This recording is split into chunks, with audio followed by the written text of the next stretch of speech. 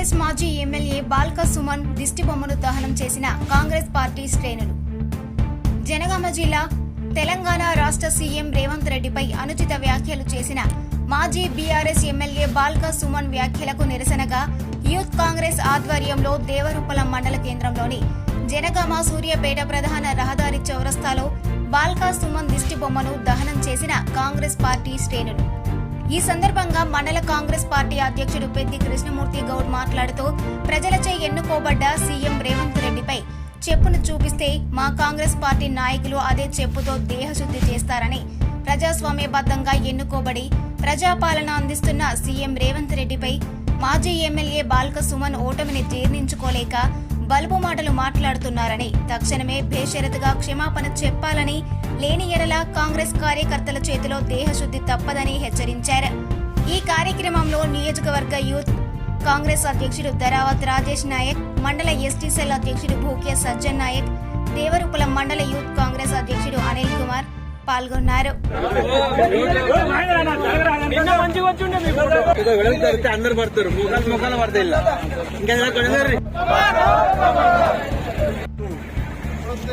దేవరుపుల మండల కేంద్రంలోని యూత్ కాంగ్రెస్ ఆధ్వర్యంలో నిన్నటి రోజున మాజీ ఎంపీ, మాజీ ఎమ్మెల్యే,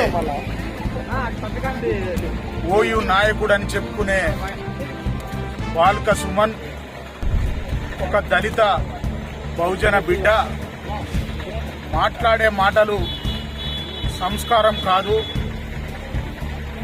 ఈ వ్యవస్థలో పెత్తందారి వ్యవస్థకు, దొర పెత్తందారికి పోరాటం చేసే బడుగు బలహీన వర్గాలు, ఎస్సీ, ఎస్టీ, బీసీ, మైనార్టీ సంబంధిత వర్గాలు దొరల మీద ఆధిపత్యం చేసి సమాన హక్కులు సంపాదించిన మన అందరం యూత్ కాంగ్రెస్ నాయకుల ఆధ్వర్యంలో రాజేష్ గారు గాని, అనిల్ గారు గాని, వివిధ యూత్ కాంగ్రెస్ గ్రామ కమిటీ అధ్యక్షులు గాని ఇక్కడికి వచ్చేసిన అందరికి కూడా ఎందుకోసం అంటే ప్రజల పక్షాన మనం ఉండాలని చెప్పి అందరిని వేడుకోవడం జరుగుతుంది. కాబట్టి శాంతియుతంగా కార్యక్రమాలు నిర్వహిస్తున్నాం.